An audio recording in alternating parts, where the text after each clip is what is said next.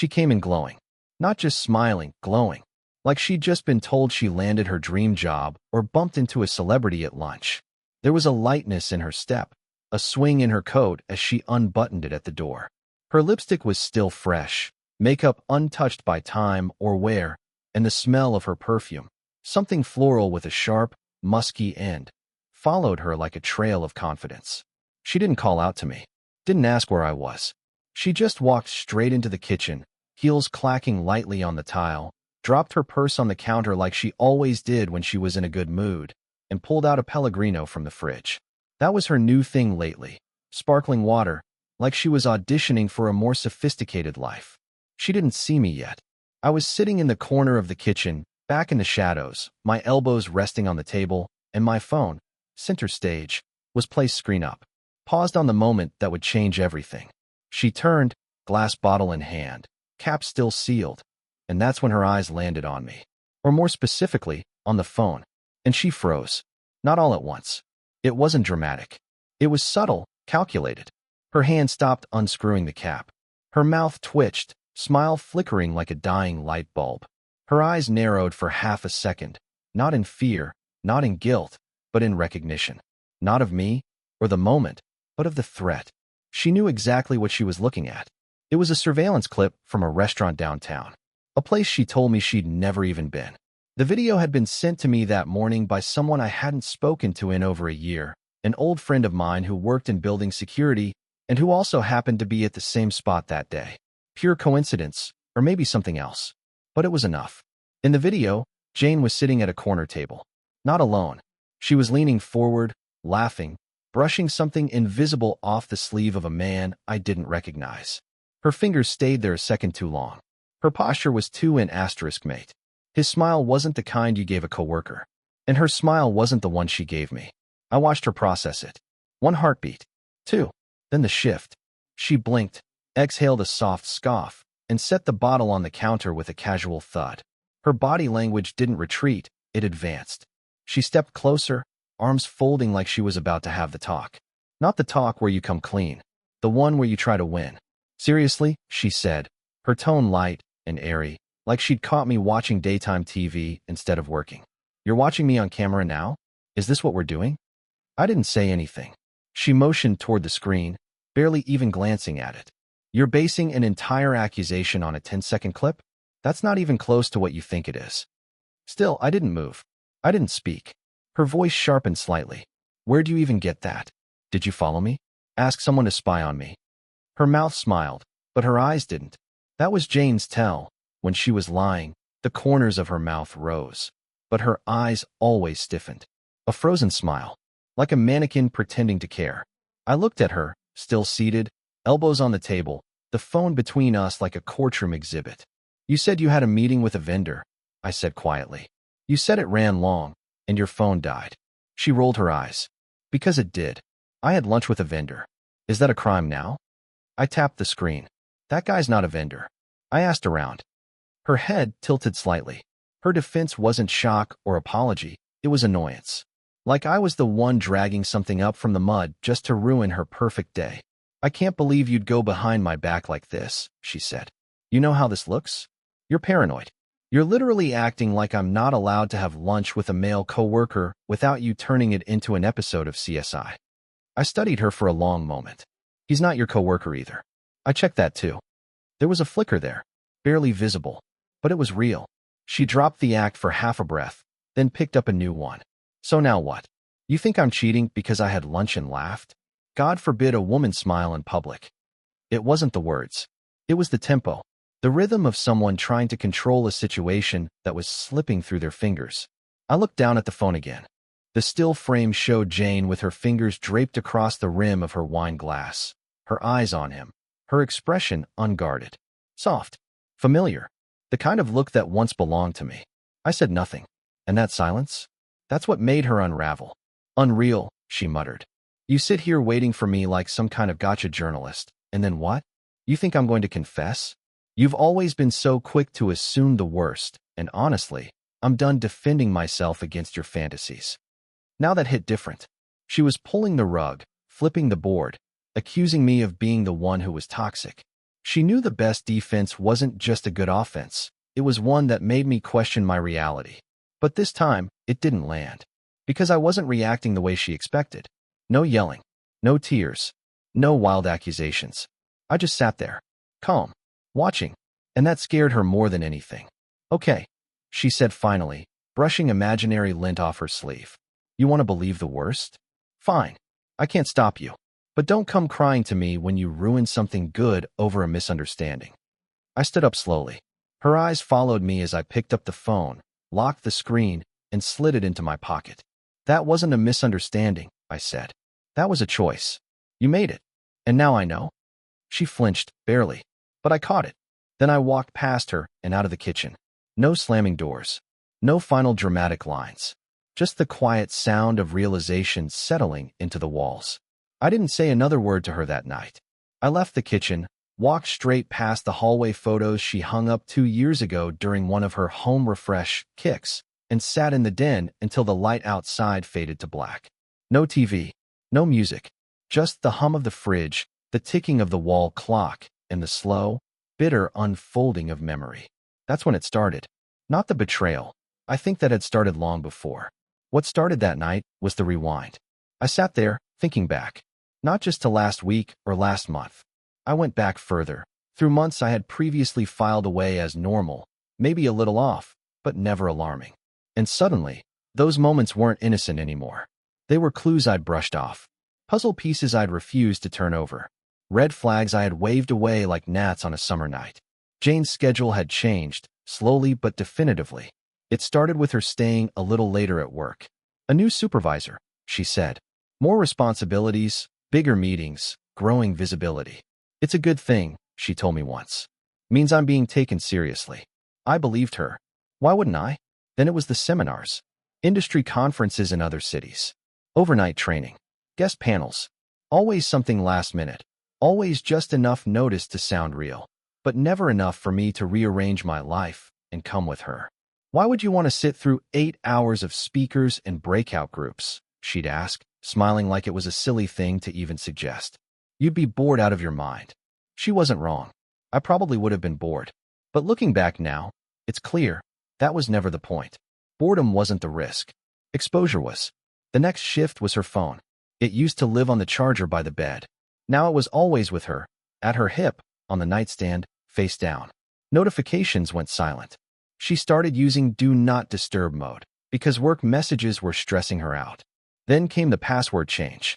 She said she updated it for security reasons, but never offered it to me again. Not that I asked. I didn't want to be that guy, the paranoid husband hovering over her phone like some possessive lunatic. I trusted her. Or at least, I told myself I did. Then there were the clothes. It didn't register at first. But now, in hindsight, it's as loud as sirens. Jane started coming home in outfits I didn't recognize. Dresses I knew she didn't wear to work. Shoes she wouldn't dare walk around the office in. I'd ask, casually, hey, did you change? And she'd shrug. Oh, yeah. I stopped by a coworker's place after work to brainstorm for a presentation. Didn't want to wrinkle my suit. I didn't question it. Once, I opened the trunk of her car looking for jumper cables and found a hoodie balled up in the corner. Not mine. Not hers. It smelled faintly like cheap cologne and mint gum. She said it was her coworker's. He'd left it in her car when she drove the team to lunch. I remember thinking it was strange, but I didn't press. Why would I? People leave things behind. Accidents happen. But it wasn't the hoodie. It was the way she said it. Too quick. Too clean. Like she'd practiced it. At night, she started turning away from me in bed. Physically, emotionally, everything. Her back to me, headphones in, scrolling through her phone until midnight. If I reached for her hand, she'd mumble, I'm tired.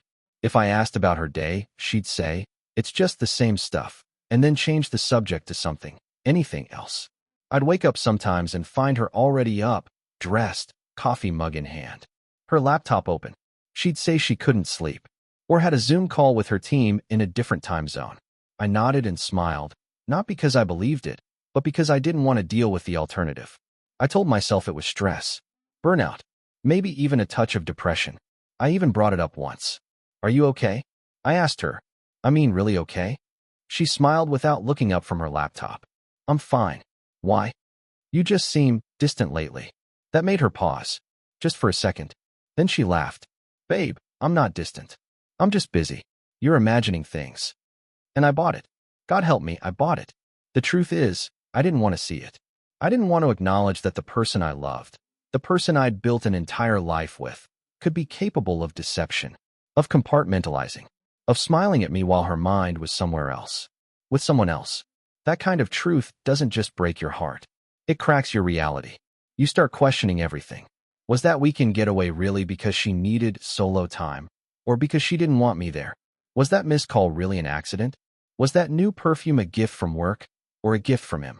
I remembered a Tuesday afternoon, maybe 2 months ago. She came home early, said her meeting got canceled. She looked flushed, like she'd just come in from a run, even though it was 40 degrees out and raining. Her coat was damp, her hair pulled back messily, but her lipstick was perfect. I asked how the meeting went anyway, just out of habit.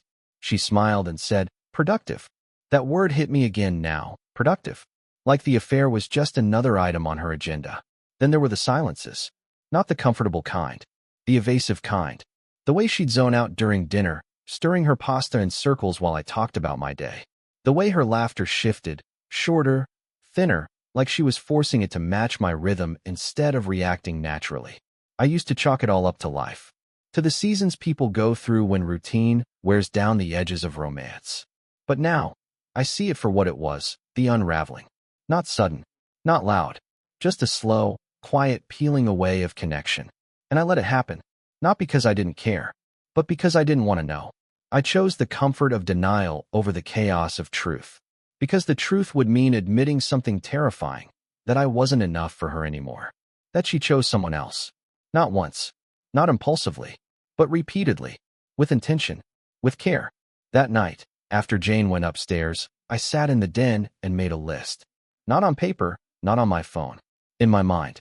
Every unexplained hour. Every change in tone. Every carefully placed excuse that, in hindsight, was part of the architecture of betrayal.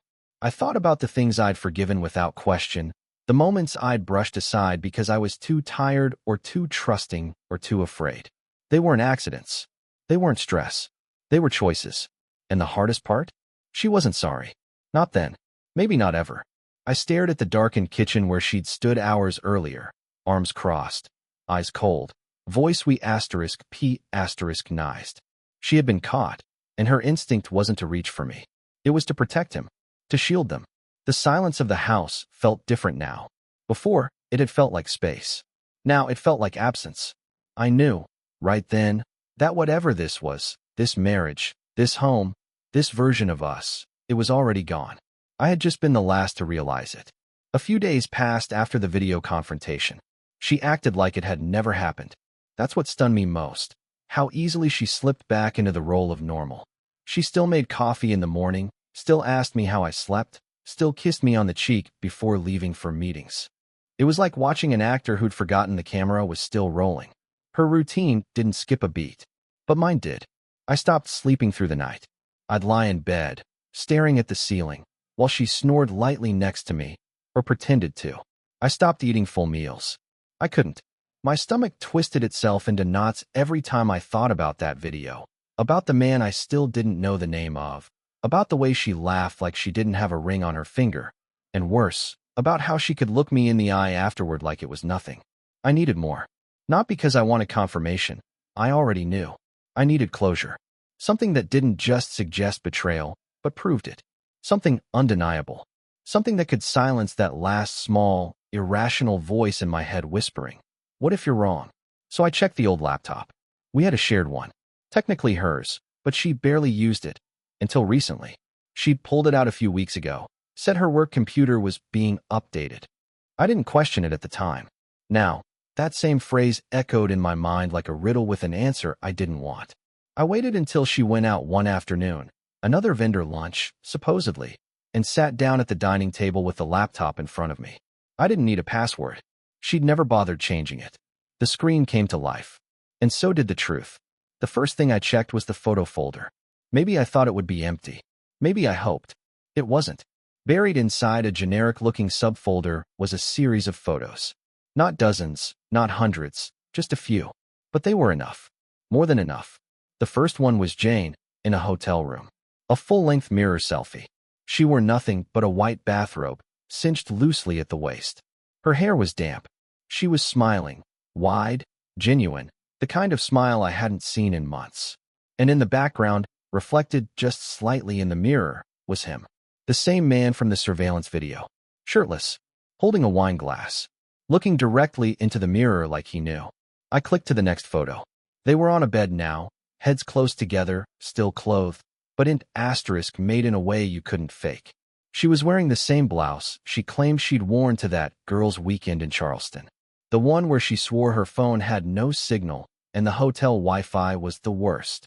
The timestamps didn't lie. That wasn't Charleston. It was the same weekend I'd stayed home and fixed the leak in the laundry room. The same weekend she came back with a gift for me, a novelty mug that said, "World's okayest husband." That part stung more than I expected. I sat there staring at the screen, hands trembling on the keyboard. My ears were ringing. My chest felt tight. But I kept going. There were emails. She had synced her cloud storage to the laptop by mistake. Or maybe she just didn't think I'd ever look. I opened her email account, and there it was, a series of reservations, confirmations, and message threads that painted a picture far clearer than anything I could have imagined. "Thanks for an unforgettable weekend." One message from him read, "You make me feel like the only person in the world." She had replied, "It's the only time I feel real." Another message, "Tell me again when you're going to finally leave him." Her reply, "Soon. I just need to figure out the cleanest way." My stomach turned. So it wasn't just some heat-of-the-moment thing. It wasn't one drunken mistake, one regrettable night she wished she could undo. It was a plan, a double life she had built intentionally, piece by piece, while I was out here building IKEA furniture and thinking we were still in love. She told him she felt alive when they were together. What was I then? A ghost? One email even mentioned me by name. "He has no idea," she wrote. "It's almost sad." Almost. That word hit me like a hammer. I closed the laptop gently, not like someone who was angry, but like someone holding a finished puzzle they didn't want to look at anymore. There were no missing pieces, no misunderstandings, just a picture I could never unsee. And with that, I was done asking questions. The clarity I had been chasing was right in front of me. It wasn't blurry. It wasn't subject to interpretation. It didn't leave room for excuses or spin. It simply was. I felt strange afterward. Not broken, not hysterical, just still. It's funny how the truth, no matter how sharp it is, feels cleaner than suspicion. Lighter, even. Because once you see it, you stop searching. You stop spiraling. You stop running in mental circles wondering if you're overreacting. You're not. She was lying. She had been lying. And I had proof. There's something final about that. It changes the tone of everything that came before it.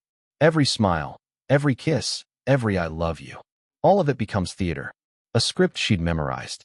And once you know that, it becomes impossible to go back and feel those things the same way. They're just scenes now, lines from a role she no longer plays. I didn't confront her right away. That probably surprises people. But I needed to sit with it, to understand what came next. Anger? That would come later. Sadness? That had already passed. This moment was about recognition, about calling a thing what it is. And what it was betrayal. She didn't just cheat on me. She chose to build something behind my back. She chose silence over honesty, comfort over courage. And the part that gutted me wasn't just what she did. It was that she was so good at it. That's what rewrites your sense of reality. Knowing the person you sleep beside can look you in the eye, laugh at your jokes, ask you how your day was, all while planning their next night away with someone else. So I sat there at the table. Same spot where I had shown her the video. Same spot where we used to plan vacations and argue over paint swatches. And I realized, in the most painfully quiet way, that I wasn't in a marriage anymore. I was in a lie, and the only thing left to do was step out of it. I didn't yell. I didn't break anything. I didn't wake her up and demand answers or apologies. By then, what was there left to say? Words wouldn't reverse anything. I had proof. She had intent.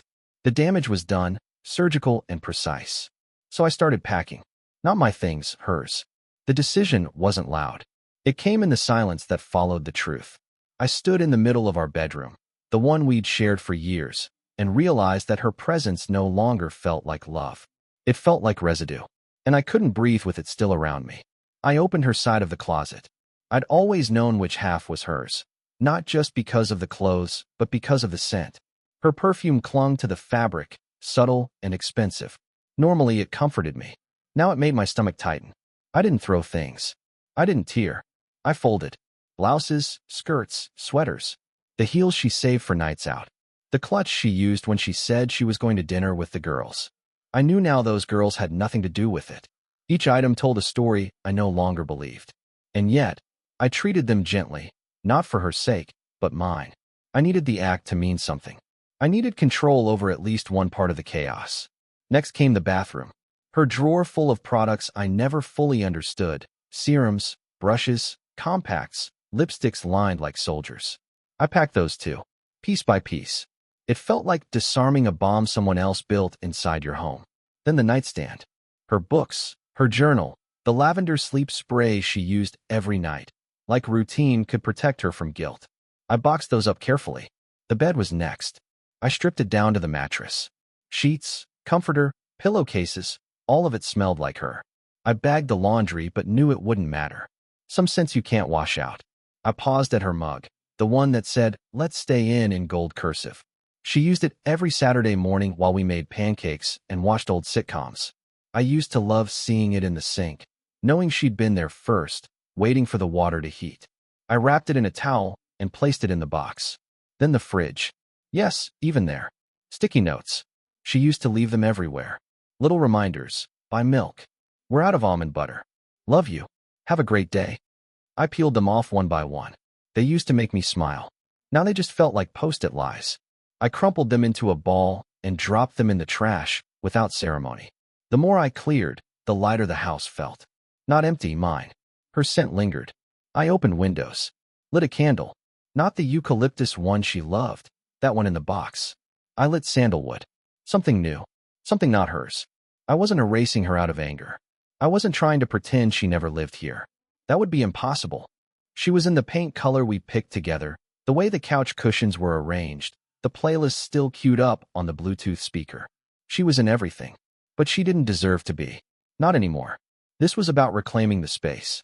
About removing the trace of someone who had already removed themselves from me. Just more quietly. More slowly. More deliberately.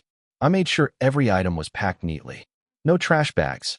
No symbolic burning. Just clean boxes. Labels. Order. The opposite of what her betrayal had felt like. I wasn't spiraling. I wasn't seeking revenge. I was disinfecting. I stacked the boxes by the front door. 7 total. Her clothes, her products, her books, her letters, her things. I didn't touch her wedding dress. That stayed in the attic, zipped away in a garment bag that now felt more like a tomb. It was early evening by the time I was done. She still wasn't home. I didn't text her. I didn't call. I wanted her to walk in and see it. Everything she had unpacked into our life now packed and waiting to leave. And she did. Just after sunset, the door opened. Her heels tapped in slowly, cautiously, like she already knew something was off. She saw the boxes. She froze. "What's all this?" she asked, voice thin. I didn't look up at first. I was sitting on the stairs, hands clasped, quiet. When I did look at her, I saw a flicker of emotion, confusion, anger, guilt. It passed quickly. "You're moving out," I said simply. Her face twitched. "Excuse me. You don't live here anymore." "Not really. This is just the part where your body catches up to the truth." She stepped forward, arms crossed. "So you went through my stuff? That's real mature." I laughed once, not because it was funny, but because it was so on brand. Caught in betrayal, and she still played the victim, still twisting the narrative. "I didn't snoop," I said. "You left it open. Your laptop. Your cloud. You just didn't think I'd ever look." She didn't deny it. "Not this time." "I can explain," she said, softer now. "I don't need you to," I replied. I saw everything. Her eyes dropped to the boxes. Her hands fell to her sides. She opened her mouth again, then closed it. For once, she had nothing rehearsed. I stood, walked past her without flinching. The house felt different now. The silence didn't echo like it used to. It felt full, solid, like mine again. She followed me to the hallway. "So that's it," she said. "You're just kicking me out?" "I'm not kicking you out," I said without turning around.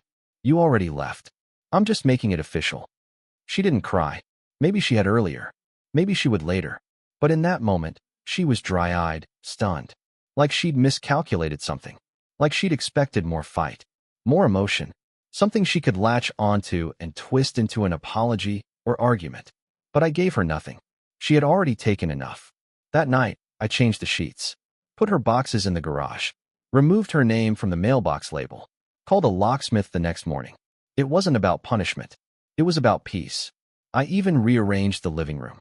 Slightly. Just enough to shift the energy. And it worked. Slowly. She became less present in the air. Less audible in the quiet. I slept better. Not well, but better. That's the thing people don't tell you about betrayal. It doesn't explode. It seeps. It gets into the walls, the carpet, the spaces between laughter. You have to dig it out. And that's what I was doing. One box at a time. The next week moved like a glacier. Slow, heavy, and unstoppable. I didn't talk to her after that night. She didn't come back to the house. Not even to argue or plead or spin some last version of the truth. I think she knew it wouldn't matter. I'd already peeled back the layers, and there was nothing left underneath worth rescuing. We'd passed the point where words could repair anything. I wasn't looking for a reason anymore. I already had the only thing I needed, the truth. And now, it was time to act. I found a lawyer that Monday. Her name was Monica. No nonsense. Practical eyes. Clean office. A faint scar on her chin that made her seem like someone who'd been through a war once and won. I handed her the folder like it weighed more than paper. Inside were screensh *TS. Photos. Confirmations. Dates. Receipts. One timeline that spelled it all out. From the first lie to the last. She flipped through it silently, nodding to herself every few seconds. No raised eyebrows. No sighs of sympathy. Just quiet efficiency. This will be easy, she said finally. She'll have no ground to stand on. I should have felt relief. Instead, I felt hollow. Not because I doubted the decision. I didn't. But because this was it. Our entire marriage, reduced to paperwork and timestamps. Monica tapped her pen. Do you want to contest for anything in particular? Property? Alimony? Do you think she'll fight? I shook my head. No. She's not the type to fight when the mask comes off. She just wants the exit to be clean. Kids? No. She nodded once, then leaned forward. Then we'll file immediately. It was done in under an hour. I walked out of the office holding a folder that would eventually dissolve a decade of shared history. I remember thinking, this is what freedom looks like. It didn't feel like freedom. It felt like standing in the ruins of a house fire, still smelling the smoke. A few days later, a small box arrived in the mail. No return address. No note. Inside, her wedding ring. And the key to the front door. That was it. No letter. No apology. No explanation or reflection. Just the two items that symbolized what she had promised and what she had broken. I held the ring in my hand for a long time. It looked different now. Less like a promise and more like evidence. A hollow thing. A circle that led nowhere. I put it back in the box and slid it into the back of my closet.